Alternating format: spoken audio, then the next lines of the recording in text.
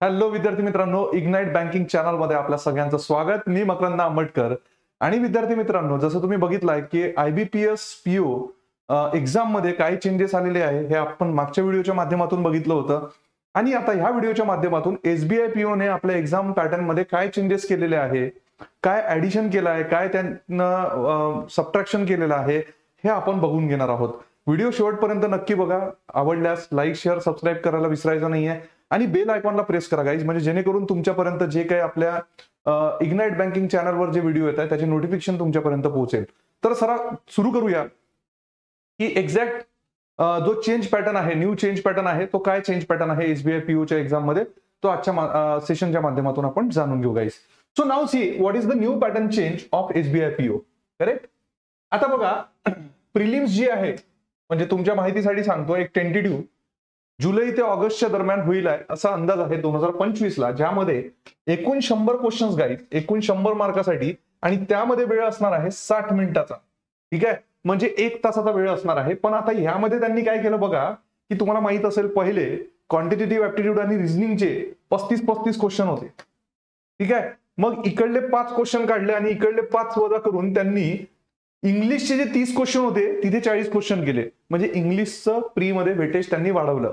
मग ज्यांची इंग्लिशची अंडरस्टँडिंग चांगली आहे, ज्यांना इंग्लिश इझी पद्धतीने हाताळता येतं, किंवा बँकिंगचं इंग्लिश जे अंडरस्टँडिंग बेस इंग्लिश आहे, जे इझी वाटतं, त्यांच्यासाठी आता प्री फार सोपी झाली आहे। का? कारण 20 मिनिट्स मध्ये 40 क्वेश्चन सॉल्व्ह करायचे आहे, जे की पहिले 30 क्वेश्चन होते तेही 10 ते 15 मिनिटांमध्ये मुलं लावायचे। करेक्ट। तर त्याच्यामुळे आता हा जो पॅटर्न चेंज झालेला आहे, ज्यांचं इंग्लिश थोडंसं कमजोर आहे ते थोडेसे मला असं वाटतं की अडचणीत आले आहे। पण विद्यार्थी मित्रांनो, घाबरायचं नाही आहे।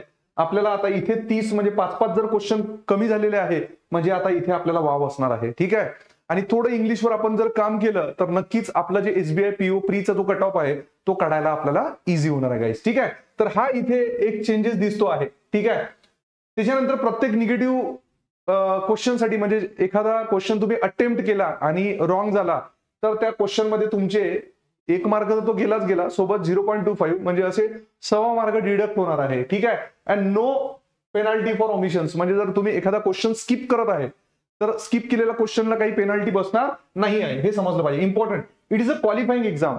नेहमी लक्षात ठेवा की बँकेमध्ये जी प्री एक्झाम होते ही फक्त क्वालिफाईंग नेचरची असते, ज्यामध्ये तुमचे फायनल म्हणजे जी लिस्ट लागतं त्याच्यासाठी प्रिलिम्सचे जे मार्क्स आहे ते ग्राह्य धरले जात नाही। ठीक आहे, त्यात मेन्स आणि PO जर असेल तर इंटरव्ह्यू हा कन्सिडरेशन मध्ये येतो, आणि डिस्क्रिप्टिव्ह सुद्धा।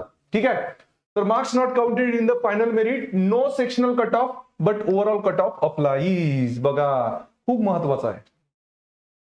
SBI PO मध्ये प्री मध्ये त्यांनी काय केलेलं आहे की सेक्शनल कट ऑफ हा काढून टाकलेला आहे आणि त्यांनी ओव्हरऑल कट ऑफ ठेवलेला आहे, जसं तुम्हाला IBPS मध्ये बघायला नाही दिसत। ठीक आहे, हा एक डिफरन्स इथे लक्षात घेतला पाहिजे आपण।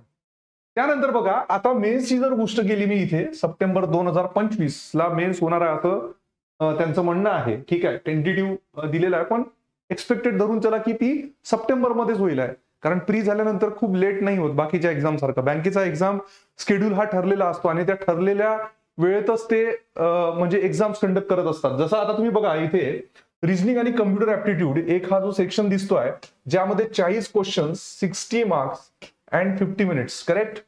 त्यानंतर डाटा इंटरप्रिटेशन अनालिसिस, आणि ज्याला आपण DI म्हणतो, त्याचे 30 क्वेश्चन, 60 मार्क, 45 मिनिट। ठीक आहे, इथे जर तुम्ही बघितलं तर इथं 30 क्वेश्चन मध्ये 60 मार्क, म्हणजे each question carry 2 mark.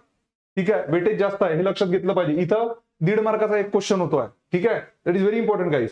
General economy, banking awareness मध्ये नंबर ऑफ क्वेश्चन वाढलेले आहे। बघा, इथे 60 क्वेश्चन झालेले आहेत, बरोबर आहे। 60 क्वेश्चन, 60 मार्क, 45 मिनिटासाठी। मग तुम्हाला माहिती आहे की जर आपल्याला रिझल्ट आणायचा असेल, ठीक आहे, तर रिझल्ट डिसाइडिंग फॅक्टर हा आहे। ठीक आहे, कोणता? GA चा, ज्याला आपण जनरल अवेअरनेस म्हणतो। तर हा तुम्हाला चांगल्या पद्धतीने करावा लागेल गाईज, हे लक्षात घ्या।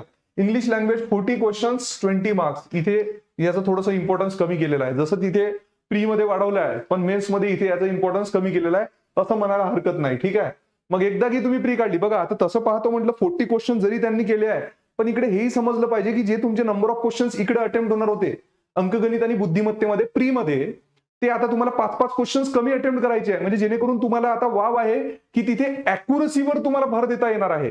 म्हणजे जर तुम्ही जसं जर पाहिलं तर तो तुमच्यासाठी बेनिफिशियलच आहे. म्हणजे 60 क्वेश्चन्स जे आपण म्हणू क्वांट आणि रिझनिंगचे प्रीचे, तर 60 पैकी 60 तुम्हाला सॉल्व्ह करता येईल असं तुम्हाला आता लेवल बनवावी लागेल. ठीक आहे, तेवढं होणार नाही. 60 पैकी 50 जरी क्वेश्चन झाले आणि इंग्लिशमधून तुम्ही जवळपास 40 क्वेश्चन्स पैकी 20 जरी आणले तरी कट ऑफ आपल्याला काढता येईल. हा एक स्ट्रॅटेजीचा पार्ट आहे. त्या पद्धतीने तुम्हाला जाता येईल. मग आता हे 40, 30, 70, 70 आणि हे 100 बरोबर आहे. म्हणजे टोटल किती झाले रे? 170 क्वेश्चन्स बरोबर आहे. आणि 170 क्वेश्चन्स इथे बघा 60, 60, 120, 60, 180, 200 मार्क. करेक्ट ना? ठीक आहे. So this is total cumulative time. ठीक आहे, याची जर टोटल कराल तर तुम्हाला टोटल क्युम्युलेटिव्ह टाइम भेटून जाईल.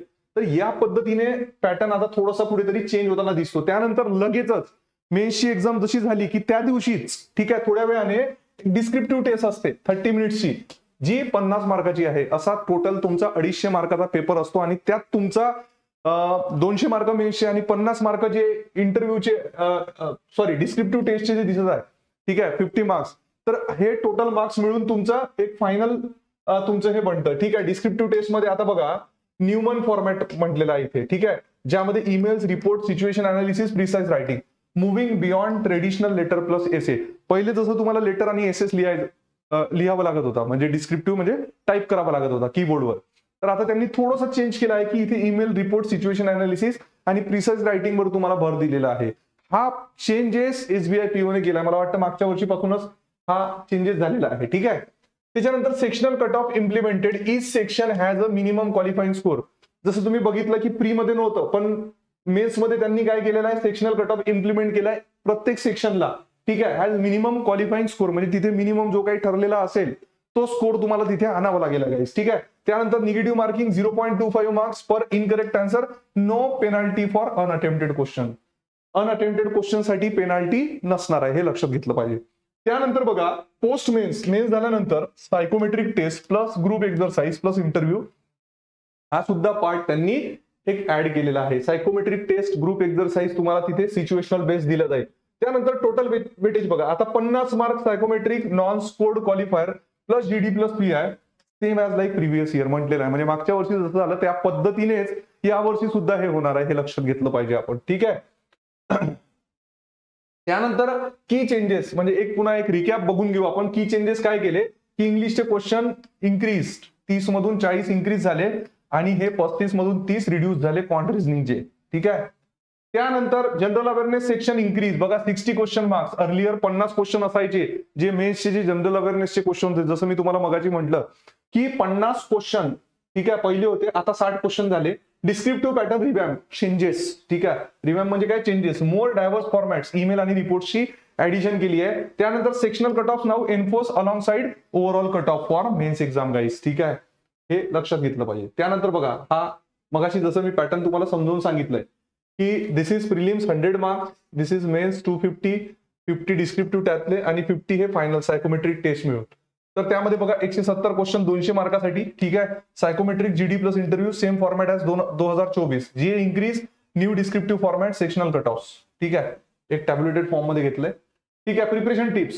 Prelims focus on answering 40 English question correctly, improve speed accuracy. बघा जरी ही लाईन लिहिली असेल पण प्रत्येकासाठी 40 क्वेश्चन करेक्टली आणणं म्हणजे मी असं म्हणेल की 100 एखादा विद्यार्थी असा रेशिओ राहिलाय करेक्शनचा.